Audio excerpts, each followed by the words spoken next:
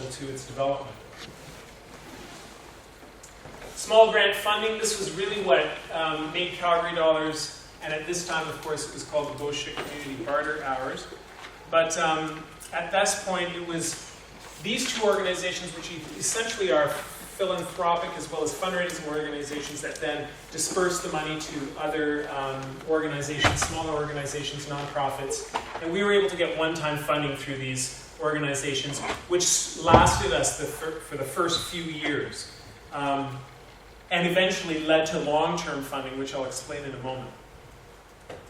Most importantly was our relationship with the city and city councilors and administration. So we got a phone call in 1996 from a city councilor. He said, "Calgary Dollars, that sounds really interesting. I got to learn more about this." Realizing the golden opportunity, we started to develop a relationship with him. But from 1996 to 98, he eventually created a notice of motion to the city administration, which basically said, "Look, I think that the city administration needs to understand and figure out what these Calgary Dollars and what complementary currency can do for the city and the city administration." So we established that relationship. By the time that the city took this on board, it was 2000, so that's a 4-year span that Calgary Dollars had to survive as an organization and as a complementary currency without further investment in terms of the city and in terms of money.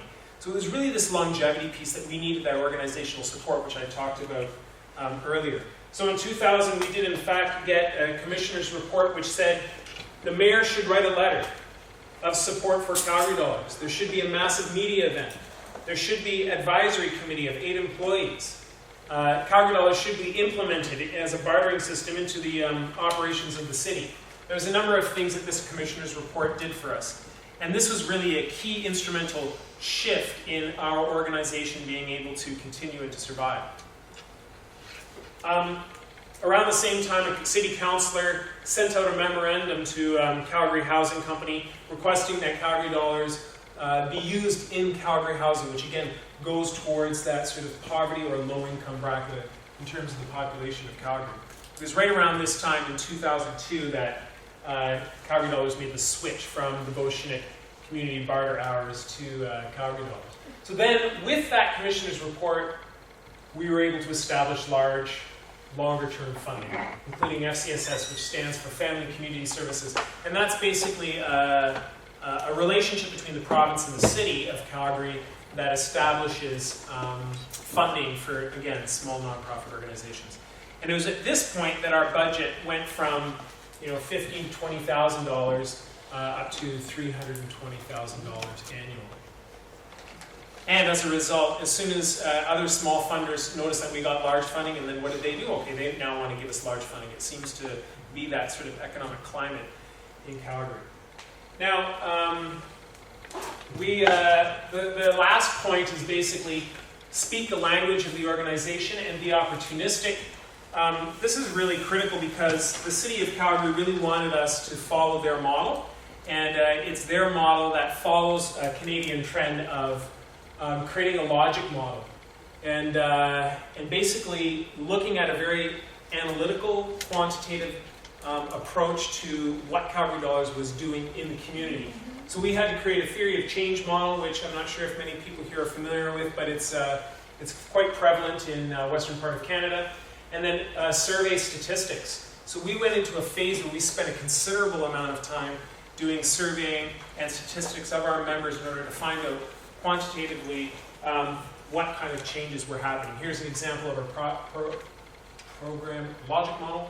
You'll notice in the top right-hand corner, 2012 analysis basically states that for those people who are making more than 600 Calgary Dollars in a year, we had a 50% increase in participation in that regard. And these numbers, as unfortunate as a quantitative approach can be, especially when qualitative really connects to people's stories and the very stories by which complementary currencies are supposed to be changing people's lives, it's ultimately the numbers that the government wants to listen to, at least in our Canadian context. So just a recap of the different points that I just mentioned. And finally, I just wanted to show some of the statistics, just to give you a sense of the depth that we were going to in our analysis. This is obviously an economic perspective. What was interesting here is that the number of dollars so when people participated in Calgary dollars, their federal dollar, the regular Canadian currency, increased. So their transaction increased as a result of using Calgary dollars. And then the social side of things as well. Here, 62% state that Calgary dollars has increased their involvement in community issues, which of course from a localism perspective as opposed to globalism was significant for us. And that's more or less it, my presentation. Just one last thing.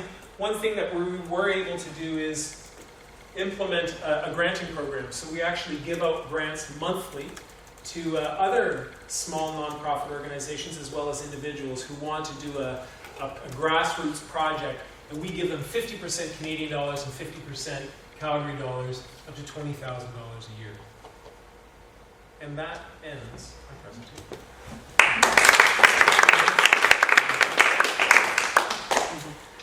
There was one thing I didn't understand the previous slide.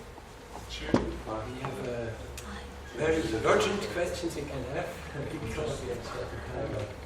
You said there was an increase in the use of CalgeryDollar, and it correlated with increase in Increase in federal dollars. Yeah, so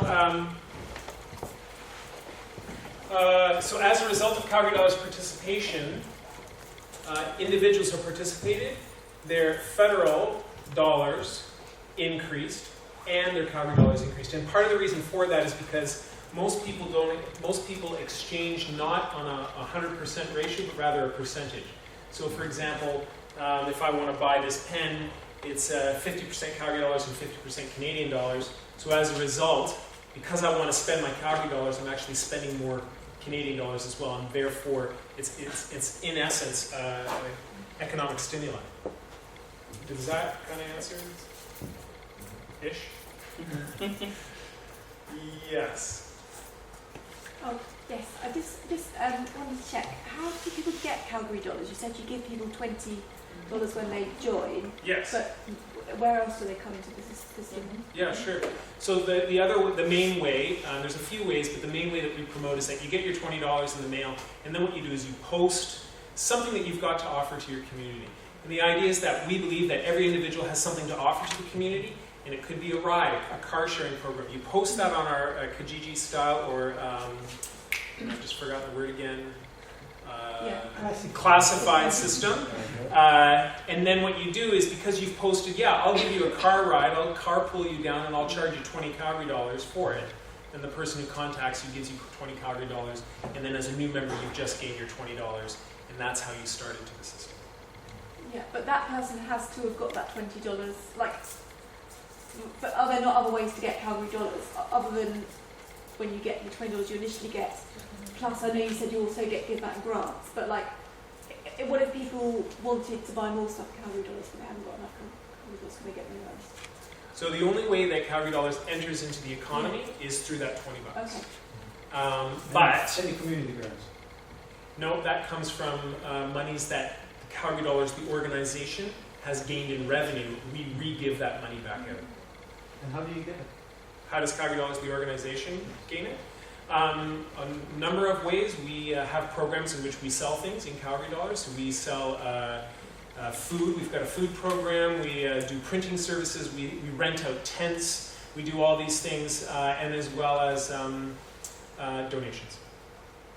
And then we use that money to give back out, so it becomes quite cyclical. So yes, I'm sorry to interrupt. I gotta stop talking. It's very interesting, and there are more questions. But we have the other two people like to present.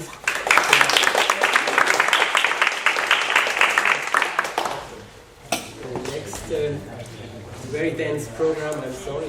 The next is Lord Joe. You want to be the last. Okay, then we have Juliana Braz from Brazil. About to the farmers. So we have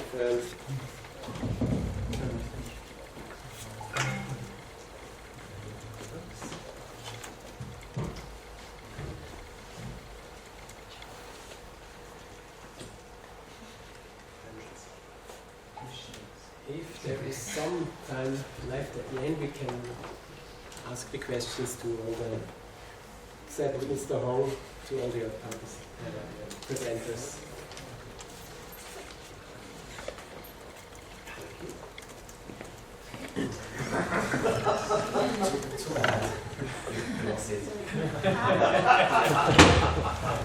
It's worth more than $1 now. Probably more than $100. So my name is Juliana Braz. I start really apologize because my English, and Carlos is here to help me if I need help. Not sure that helps, but It's a psychological help. I'm a Can main. we invite you to stand up? I prefer to speak it in Portuguese now, or when I'm speaking Portuguese. So I'm a researcher and I'm a member of a Center for Solidarity Economy at the University of São Paulo. So our principal at the university and at NESOL is practitioner and research, so I'm a practitioner too. So when I will talk about the experience of Banco Palmas, that's not my own experience, it's an experience that now I'm working with them, and I did a research with them together, and I show some results and talk about the experience. It's okay? So first of all, I'll say very quickly about Banco Palmas after a definition of community developed banks, something about the research, the results, and because we are in a conference about complementary currency, I will talk more about these results in my research. So the Banco Palmas starts in the 70s in Fortaleza, a community that was living close to the ocean. The government put them 39 kilometers back to the city. So they started the community at the beginning was like this. In the 70s, they start to build the community, the houses and the streets and everything. They start to, after the houses, they start to build and work with the to feed the kids, the healthcare and everything. They build everything of the community. At the 90s, they built the neighborhood, and they they still have a problem with the poverty, and they are discovering that part of the people, the old people that built the community, was going to another neighborhood because they didn't have enough money to pay the water and the light and everything. So they decided to think about it, not more the social movement for the neighborhood, but social movement for economic things, development of the community. So they start to think about it, some strategy to do this. So part of the Banco Palmas and the social currency, it's inside of this contest. So after a lot of discussions, they but they put some strategies together, and they start to work with a credit for production. So they stimulate people to work inside the community, because some people that buy all the stuff outside the community, they said, okay, we don't buy the things here because we don't have the things here. And some people didn't have any money to buy. So the people that have money to consumption and people that would like to start productions or small business, they give credit for production and start to give credit for consume inside the community. So part of this, and after they start to offer banking services, in Brazil the communities can do payments, you can do this inside the community.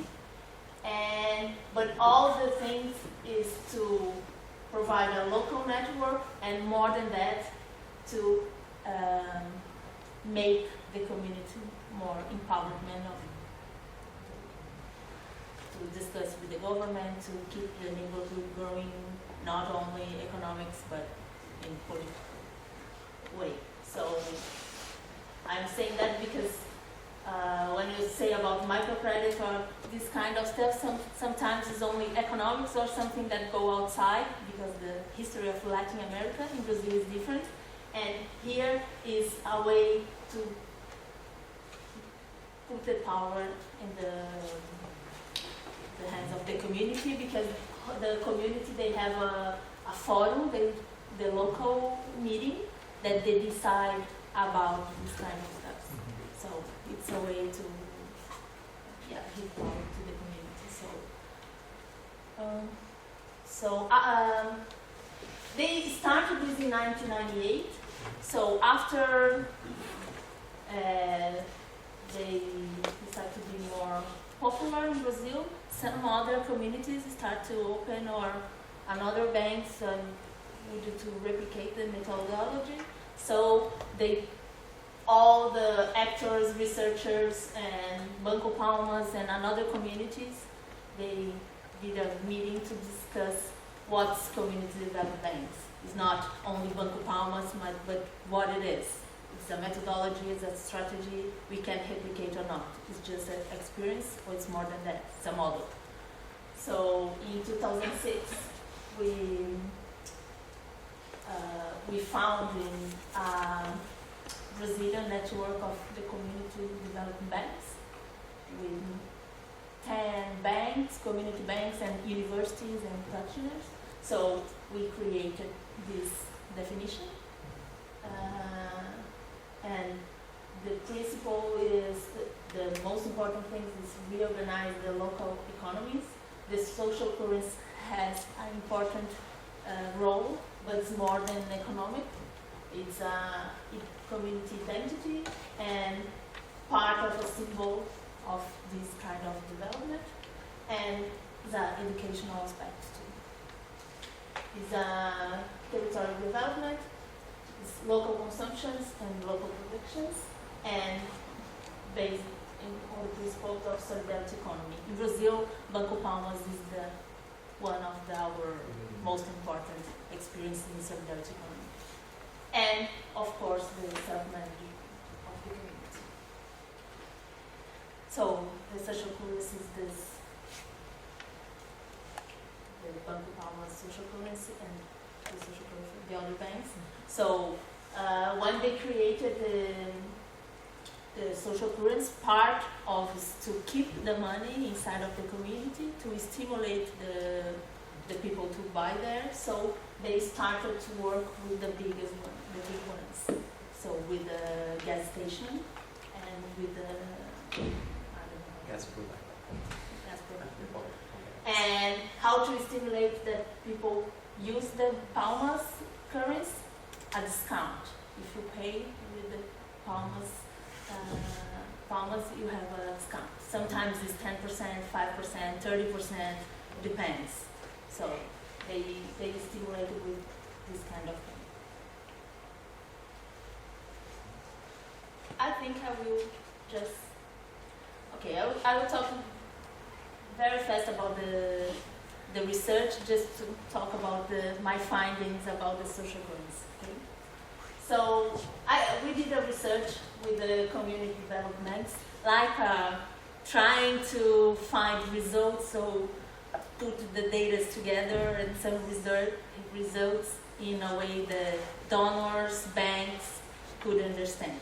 So it's like you, and part of our work was try to find numbers, and the opposite, try to find the quality of the relationships inside the numbers.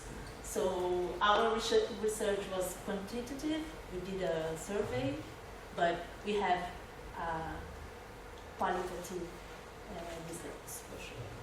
So we have more than, we did a big matrix with a lot of indicators, but here I will just pass through the social and economic development result, the dimensions, is part of access because the community bank, the Banco Palmas, provide microcredit and banking services. So who are using this kind of services? Is the really poor people or not? They are going through the poor people. We have a practical financial education. This is part of the empowerment. How do you provide this? Is just give the credit or think about what it is and what do you want, why, and what do you do with the social currency, why you should use the social currency, and how to put the people to think about it, these things, and discuss the Brazilian economy, maybe. The community development and local economic development. The participation is about how the community, the Banco Palmas helps the people to participate more for the community activities, how they are, if they are going to the meetings to see if they are doing a part of the community. So we did 303 interviews. Part of them, we went to the houses of the clients, the credit clients, and stay an hour there. And part was the banking service clients. We stayed on the line doing the research with the help of the people from there. So here, there, the yellow one is Banco Palmas, and we went through all this part of the community. And here is where are the most of our interviews. I will pass through. So very quickly, here is the age of our interviewed people. Most of them women, almost more than 9% of the Banco Palmas credit clients, they are women because they have a big program with the women that receive the cash transfer Bolsa Família, the Brazilian, the famous program. And the clients is 60%. In 20 years is the average of the people they live in the neighborhood. So the profile is 70% of the clients is cash transfer Bolsa Família. So they are, these people are accessing the credit or the banking services. We use the Bolsa Família because in Brazil now the whole statistics uses this line to think. Bolsa Família is a cash transfer for the government for the poor people. So we have allocation. yeah. Welfare allocation. For regional. So 60.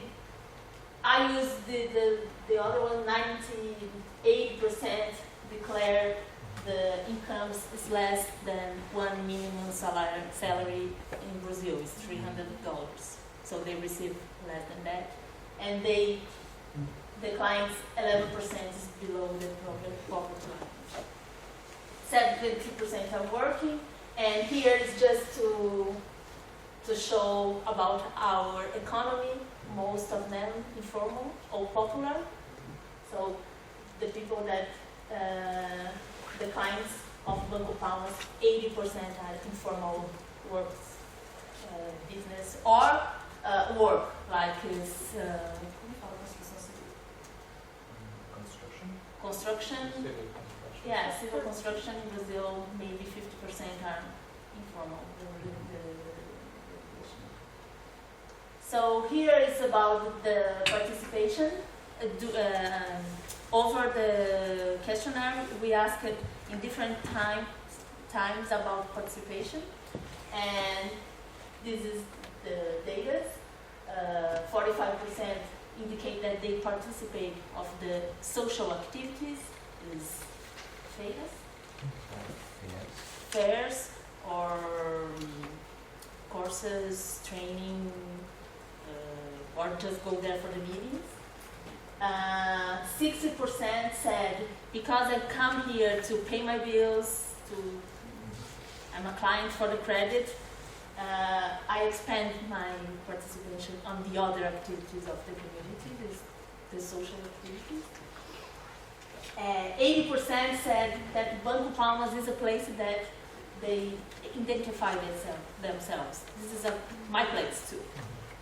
And 9% said yes. I don't.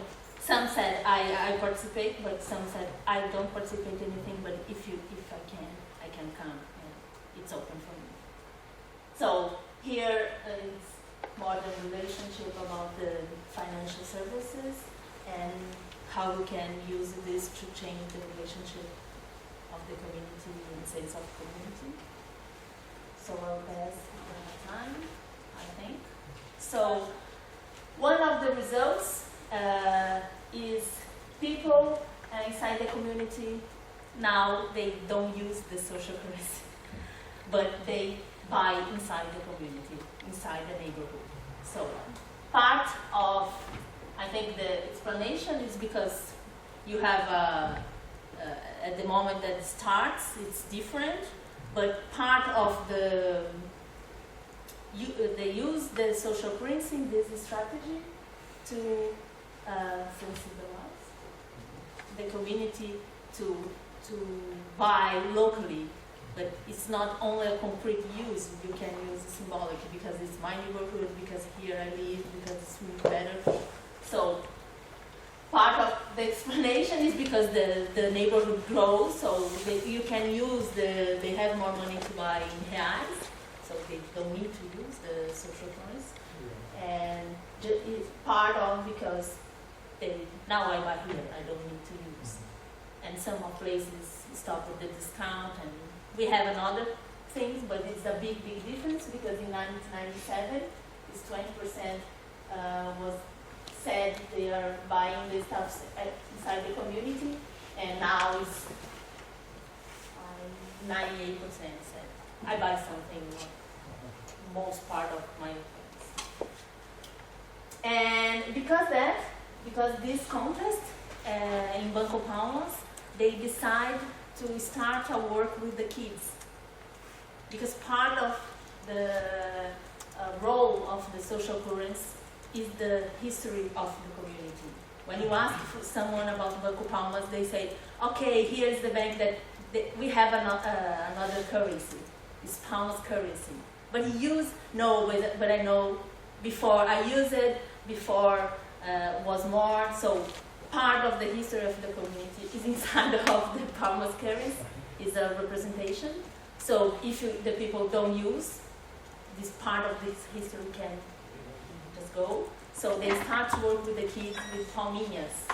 It's 25 cents, 50 cents, 75 cents, and 1 palma, 1 real.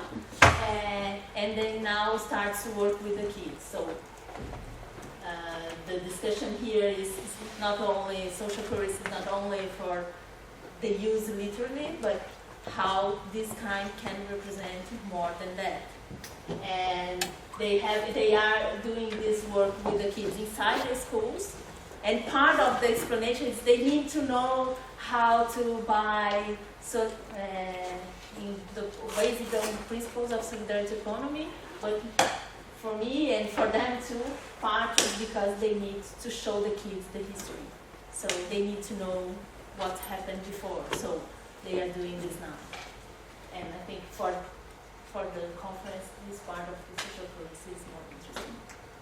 That's it.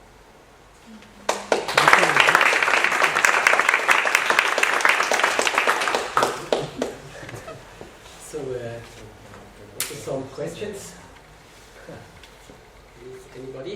Yes, just a small one. You said that the advantage of using the Palma is that there's a discount. Is this discount also accepted by the big companies like the Petrobras and others? No. It's only for smaller. The small ones. The small ones. Because the gas station I was looking. They accept it, but not the way that they helps the gas station. They helps the systems is because part of the employees of the gas stations, they live. Now I don't know, but before when they start, because they were living at the community, they paid part of the salary in social currency. So because the gas station, everyone went to the gas station to use, and said, okay, they can go to the bank to convert to reais to buy Petrobras. So they stimulate them to use the social currency to pay the employees. In Banco Palma's part no, all of the employees receive part of the payment with the Palmas. Yeah. Yeah, what indicators did you use for measuring local economic development impact and community economic development impact? What Economic, indicator? we use income for the small business. We tried to map the Circulation. não, na relação entre os produtores, Relations. the relations Retailers. between the producers inside the community.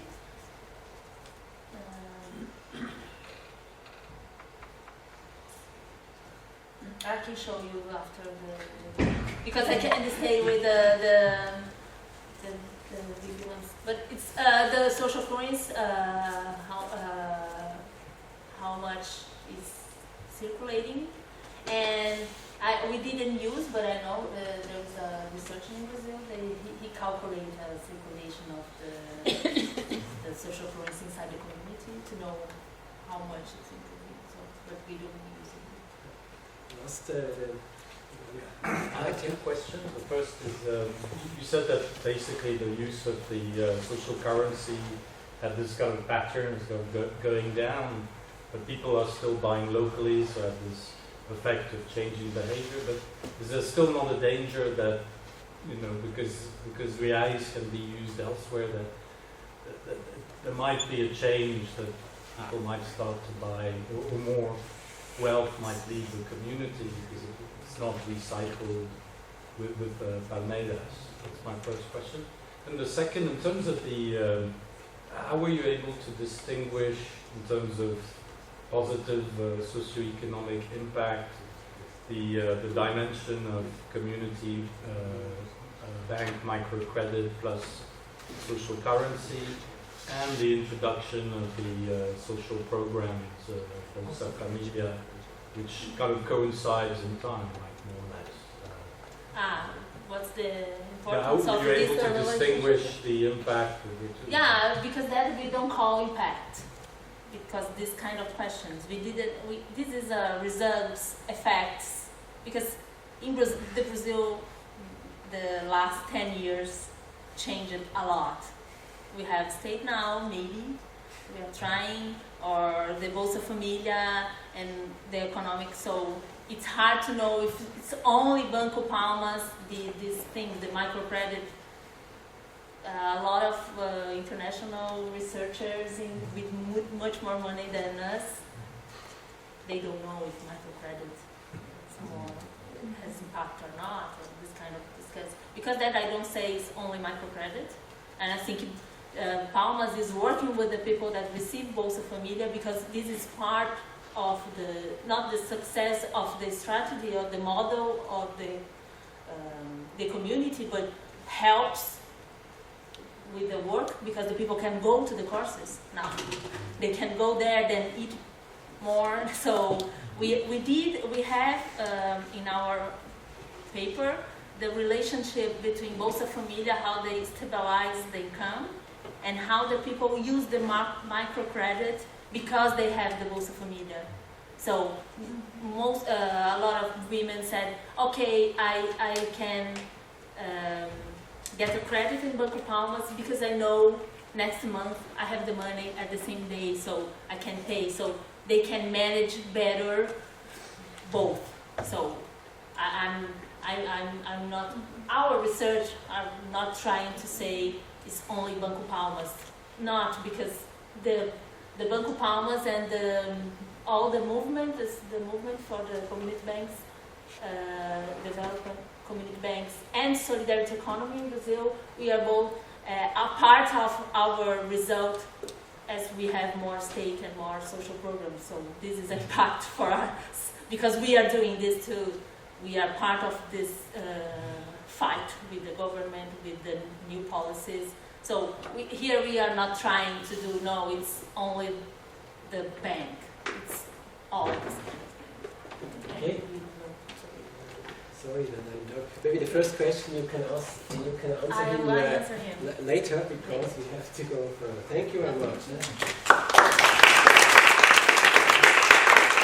Now we are on delay, but I hope you can stay a little bit longer. We have maybe 10 minutes of the break.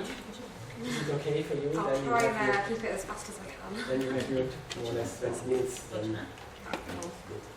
So, this Martin is talking about time to get realistic, unmasking the myths to reveal the reality of time banking practice in England. So, we will have a look behind the wheel. Maybe. Thank you. Hello everyone. It's very nice to be here. My name is Ruth Norton-Doe and I'm here from the University of Bristol School for Policy Studies. And I'm also the co-chair of the Time for Research Network, which is a network which brings together academics from around the world to try and encourage a research agenda into time banking. So if you're interested in joining that, speak to me at some point during this conference. I'm here today to talk about, I'm basically just approaching my third year of my PhD, so I'm going to talk about some preliminary research findings from an evaluation of time banking in England. Thank you. I do speak quickly, so that will help. And my title is Time to Get Realistic, Unmasking the Myths to Reveal the Reality of Time Banking Practice. And this is just findings from the UK. So what is time banking? We've already had an introduction this morning, but in its simplest form, and it is quite a simple idea, is it's a way to exchange skills and services through the currency of time instead of money. So the easiest way to explain is through example. Mark might do an hour of shopping for Susan and he gets paid 1 time credit for that. He can then bank that and spend it later when he's feeling unwell and he needs someone to walk his dogs. And in this way, the time currency gets spread through local communities and services. The only rules of time banking is that 1 hour always equals 1 hour, regardless of the market value of what you exchange. So if you're a brain surgeon and you're offering that skill, that is equal to babysitting or dog walking. So it's based on egalitarian values. The other rule is that it should be about reciprocal exchanges. So you shouldn't just be giving your time or just receiving it, although it is okay to get into debt and credit. But it's based on mutuality. So the aims of time banking then differ from that concept is basically spread all around the world, and to date I think time banking is operating in about 40 different countries and the aims are very vast, but they all share an aim of sort of building community is the big one. In America, time banks are often set up to sort of promote or alleviate financial difficulty, so they can be quite often about sort of finance. In New Zealand, time banks are quite often about creating sustainable currencies away from oil. And in England, they're a bit more about health and social care. Time banks are also about sort of valuing, because money doesn't often value sort of the things that are done in the core economy, like we were hearing about this morning. So they're about valuing caring relationships and things that money might not value. And they're about valuing people that might not necessarily be valued by money. So I'm going to talk today, and also the time banks are about, Edgar Khan very much believed that time banks should be about sort of deprofessionalising and re-empowering communities to exchange skills without necessarily just going straight to professionals to do sort of caring work. That's another core value. So I'm going to talk about how time banks, as that's the ideal and the concept, how that's evolved into practice in England.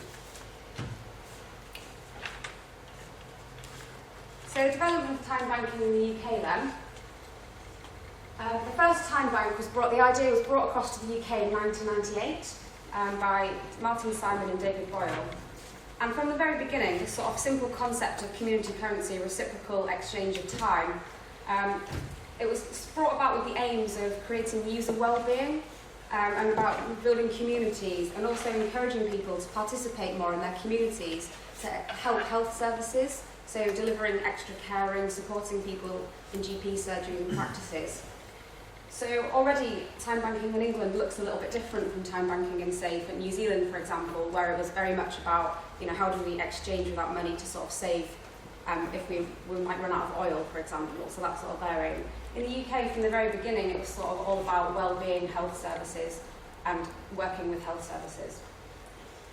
The current stats in the UK are that there are about 300 time banks at the moment. It's been a big boom recently. There are 3 different models. You can exchange person to person, person to agency, so you'll get rewarded a credit for doing some volunteering, and also organisation to organisation, so organisations sharing resources with each other in a community.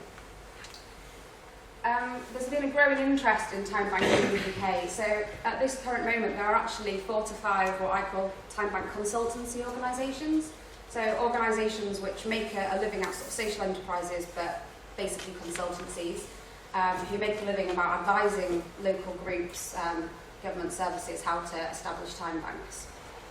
So since I started my PhD about 4 years ago, I've sort of witnessed the growing of this social industry around time banks.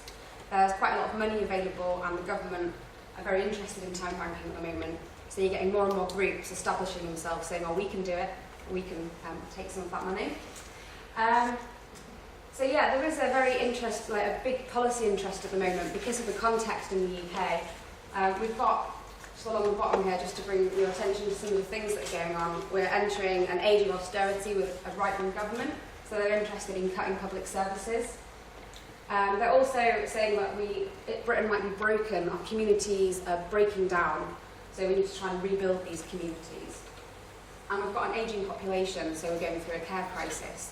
Now all of these sort of policy factors are coming together, and in the past 5 years, there's been a lot of time banking appearing in government documents as there could be a solution to enabling communities to grow and develop so that they can step up and deliver some of this care that we can no longer afford in an era of austerity. If you pick up any UK policy document at the moment to do with health in the UK, time banking will be there as a solution, and that's quite new. So away from all that, so that's sort of the background and sort of the history of where we're at now with time banking. So my research was really about doing an evaluation of time banking in the UK. What's actually going on? Because there wasn't very much research when I started. So when I first started my PhD, I was very interested in what was being said about time banks, what was actually out there. And I found a sort of, there was a bit of a perpetuation of lots of time banking myths. When I first started, I was very enthusiastic, I was very excited. I'd read loads of amazing stories and case studies, I'd read the books. And I thought what I was going to see was going to be something fantastic. However, it's not necessarily the case. There is kind of, a lot of vested interest, a lot of evangelists, and there's a big halo hanging over time banks. People are very unwilling to say anything negative, and I couldn't read anything negative before I started my book. There was nothing. And I think, the whole voluntary sector is a little bit guilty of this. There is a halo around charity and voluntary work. So I think, just to give you an outline, there's a lot of activist literature. So we have Kahn himself, who developed the concept. He says, the potential benefits of the time dollar concept are limitless. It can touch every life in every community, ranging from an apartment complex to an entire neighbourhood. Every facility, from a nursing home to a university campus. In each instance, it fosters a sense of financial independence, camaraderie, community spirit and harmony. It touches all age groups, races, religions, income levels, and even political adversaries. It turns the improbable into the reasonable. So you've got quite a lot of that literature around, obviously quite grand. And then on top of that, you've got quite a lot of think tank literature. The New Economics Foundation is a big supporter of time banks in the UK. They actually financed quite a few of them. And they've produced quite a lot of very glowing case study reports of time banks, which are very common in the literature and are used throughout the literature as evidence of success. Then you've got this growing social industry, so you've got all these consultancies who do self-evaluation of projects to bid for funding, and they dress it up as academic research, but it's not. It's journalism to support themselves. So you read quite a few of these, and you get these amazing stories of how time banks have transformed entire neighbourhoods, and everyone's gone from being, you know, schizophrenic to having huge outcomes. And that's not true. Yeah, and then you've got media portrayals, but the actual academic literature is actually quite, there's not much out there. It's often anecdotal. They've sort of cherry-picked 5 people. The sampling's unclear. Again, a lot of it's funded by the industry and the think tanks. I tried to do a systematic review of the research evidence into time banking around the world, but not one single study fit the review criteria, so I couldn't do one. So that's just an overview of that might be changing recently. So I wanted to find out how was it working. So I used a model called realistic evaluation, which collects data on the context of time banks, mechanisms, so how they work in actual processes, how do time banks work in practice. I measured outputs, so numbers of new members, exchanges, activities, and I did a survey and interviews to measure some of the outcomes which were reported in the literature, and also I developed these outcomes to measure with the time banks in my study, so it was participatory, and they were well-being, social capital and social support. So I recruited 9 time banks from around England, and we worked in partnership together. Just about got all the data in now. So, what was actually happening? Well, one of my, these are preliminary findings, but one finding I'm working on at the moment is that to me it was quite a shock to realise that in practice, time banks look very much like another public service in the UK. They don't really look like, when you're reading the literature, sort of a community currency. I mean, this is in the UK for sure, but they don't look like these sort of self-organising community groups. They look very much like another public service. So traditionally in the UK at the moment, it's shifting towards a kind of a top-down funding model. So you'll get a council putting out to tender, we want to run a local time bank, and it'll be quite a large pot of money to run one. On top of that, there'll be target-driven time banks themselves. So the funder will say, we want you to recruit 20% of people with mental health problems. So this is shaping the service time bank. And they will target socially excluded people. So they're targeting people on benefits, out of work, retired. So the time banks themselves will deliberately target these groups. So I'm arguing they do look very similar. I've done research on other services, and they look very similar to a traditional service model. On top of that, there's a bit of professionalisation going on. In the UK, when you do a time bank trade, it has to go through a broker. So you have a broker who runs the time bank. And we have a software system called Time Online, which means that you actually can't trade without that broker doing it for you. So you can't log in and just, like you would imagine from the sort of theory, and that you can't log in and just trade on your own. You have to ring up the broker, they match you with someone, they coordinate all that. And that's obviously, that obviously makes it quite difficult. And all time bank exchanges, because they're sort of funded top-down and target-driven, have to comply to safeguarding of the funder, risk management.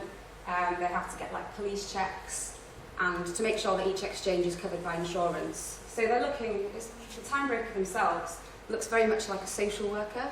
They're doing risk assessments, and they're sort of matching people and doing needs assessments. How many of the 300 time banks have this broker function to centralise this? All of them. All of them? Oh yeah.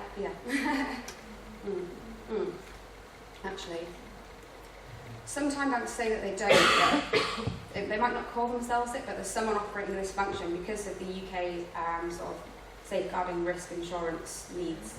I would say that unless it's a very small local time bank, which is probably off the radar, and it's moving more and more towards this.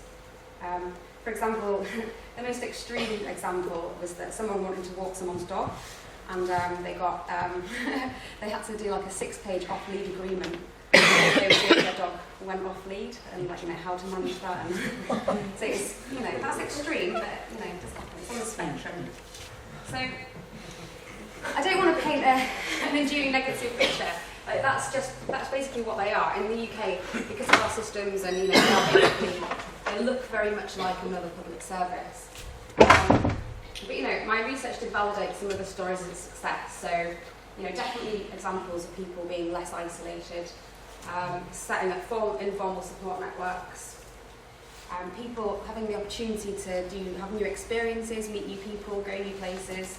One man with being active, he goes to his time bank every week, just drops in for a coffee and a chat, and he says that if it wasn't for the time bank, he would just sit on his sofa all day with his dog, and being part of the time bank gives him an opportunity to go out each week, and he's become physically healthier too. So I met plenty of examples like that. So there's a lot of evidence of the stuff that's been said in the literature. But I would like to emphasise that these benefits are for some users of services, so mostly for people with mental health problems, older people, and people with limited social networks. So they're the people that are benefiting so far. So I just thought I'd show you something I'm working on at the moment. I'd be really interested to hear what you've got to say about my preliminary findings too, because they're in development. Just some sort of myths, really, the 10 myths about time banking practice in the UK. So the first myth is that it's a community initiative, grassroots community, lots of, starts from the community, grows. In the UK, that's very rarely the case. It's mostly starts from top down, the government, the council will commission a time bank in the area. The second myth is that members run the time bank. Even though people say there's a broker, they say that members get involved and they help write the newsletter and they do things like that. Very rarely do members from the time banks I've seen help with any of that. Time brokers run them, they say, and the reporting is, it's too much to ask a volunteer to do this. If you get a volunteer to do it, then they might not do it, and it's difficult. The third myth then is it's cheap to run time banks, but actually costs of time banks I perceive to be quite high in the UK, probably about £30,000 to £40,000 a year for a time bank with one broker, and that's because of salaries and insurance and things like that. The fourth myth is that lots of people join them. I've seen numbers branded around like 800 members. Most time banks are actually quite small, and I perceive that there's been something called output inflation that's happened. So there's been one or two time banks which have got very high numbers, very successful. They're actually not the norm, and then people use them as case studies to set targets for other time banks. And these time banks have become so worried about meeting these targets that they've created accounting and said that they've achieved them. And then what's happened then is that set the standard for all other time banks, and there's been this slow creeper of numbers to the point now where the big lottery set a target of get 700 members in 1 year for a time bank. And it's totally ludicrous, but they're going to creatively account what they have. So it's just perpetuating these myths of outputs. So, and also that really disheartens people when they set time banks up, because they feel like they should be achieving these numbers and there's something wrong with them that they aren't, when really it's just that they're not really achievable. The other myth in UK time banks is that there's one-on-one exchanges. Actually, there aren't a great deal of one-on-one exchanges going on at all. It's actually very difficult to exchange because of the broker-centric system. So time brokers, it sort of evolved that people exchange in groups, sort of like social clubs instead. So you'll have people will skill share in like a group work with Spanish, or there'll be lots of trips and activities and things. So it's actually very few one-on-one exchanges, and some time banks don't even try and achieve them anymore. And yet, their websites and their reporting says that they do. So again, perpetuating this untruth about what's going on. How long have I got left? Yeah, 2 minutes. 2 minutes. Okay, I'll do it really quick then. Please continue. Okay, so the time bank outcomes in the UK. Some of these larger claims in the literature about, time banks regenerate communities. There's one classic case actually, Blaengarry Time Bank in Wales. They've got this, not part of my PhD research, but they're a sort of a model village time bank town where everyone sort of, they have completely regenerated this town based on time banking. Everyone seems to forget that they've got about £2 million of EU money as well, and they're quite a small town. So that probably had quite a lot to do with their regeneration. But a lot of it's reported that it's just the time bank. So I haven't really seen any evidence in my 9 case studies of any regenerating of the community. Sure, some people are less isolated. It's had no real impact on the wider community. Some evidence, perhaps. Time banks can provide a cheaper community care. Oh yeah, that's sort of the government's aim, myth 7. Yeah, there's not really much evidence that time banks will be able to achieve that unless there's significant government investment. Yeah, time banks encourage independence because they sort of say that people, will start exchanging through the time bank and they'll become more independent. But what happens actually is they're very broker dependent. So actually, if the broker doesn't turn up, then the people don't have the contacts without the broker. So I would argue against that. Life-changing outcomes for many of them, number 9. Well, I mean, there's definitely a lot of evidence. I've seen cases of people's lives that have been totally transformed through engaging with the time bank. There are some, but it's not the many, it's the few. And I don't see that as a problem, but it's sort of limited evidence. So on the whole, time banking is achieving things. I'm not being negative, it is achieving things. The message is that we should just be a bit more realistic about what it's achieving.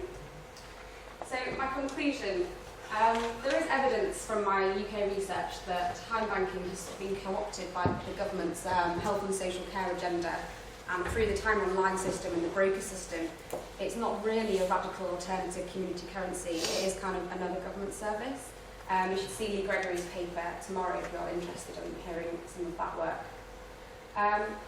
And my findings suggest there is a gap between the rhetoric that you'll read about in the think tank literature and the social industry literature and the activist literature and the reality of day-to-day practice and also the outcomes. A lot of these myths, I would argue, have been fueled by the social industry. The fact there is a lot of money out there, there's a lot of policy interest at the moment, so there is a lot of temptation for people to big up time banking, and it's creating this bubble of what it can do, which is different to what it is doing. And finally, there are a lot of positive outcomes, and I am a supporter of time banking. I think they're great. We just need some honesty, I think, about what's going on in our reporting and more research. And that's a quote from one of my participants, very good at putting things into words, one of my participants at the end, just to why time banks might not be working. It says, the forces of fragmentation in communities are far greater than the forces of cohesion, and time banks are fighting a losing battle. We are an island fighting the rising tide of individualism. So, thank you very much.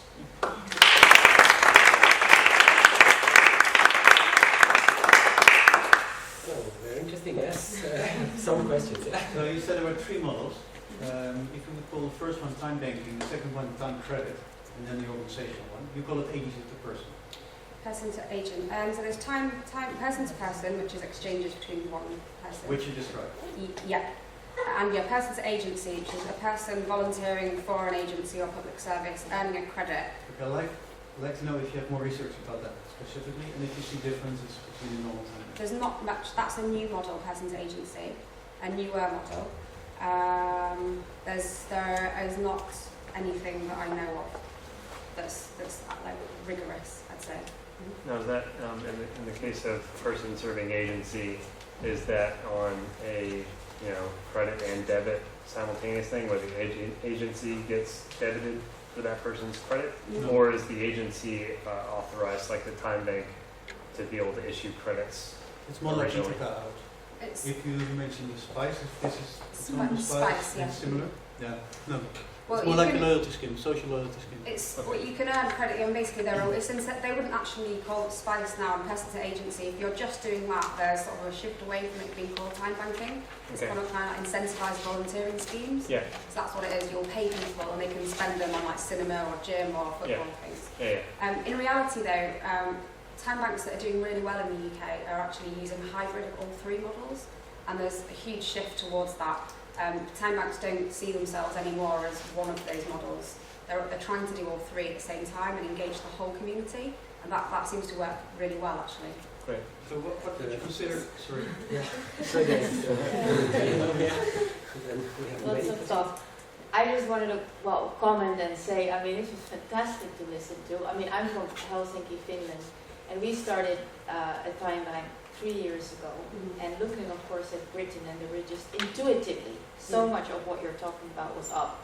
And then just also the hopeful note that we have refused money, we don't have a broker, we do involve food cooperatives, for instance, in our time bank.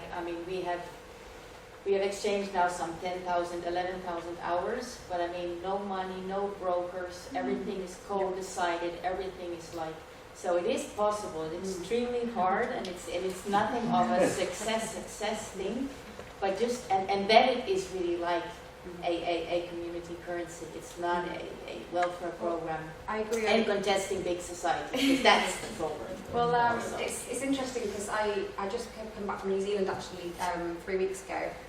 Before I went I spent 4 months in New Zealand travelling around and looking at their time banks. And they don't use brokers and they don't have funding and they're all very grassroots, and that's really brought into focus quite how much the UK does look like this. So that point of comparison was really useful for me. Yeah, there are lots of questions more, but I think I leave you Catch me both you can continue, but for the other people we have the break, and 4 o'clock we continue, so yeah, thank you very much.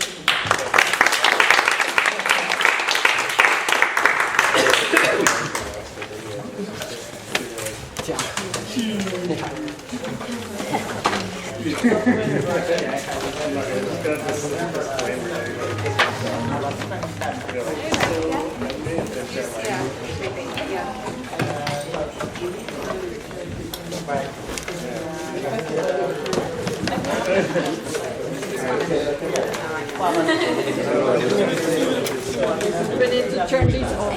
Do you know how to do that? You Just here? Shall we? Oh no. Just press here and stop it.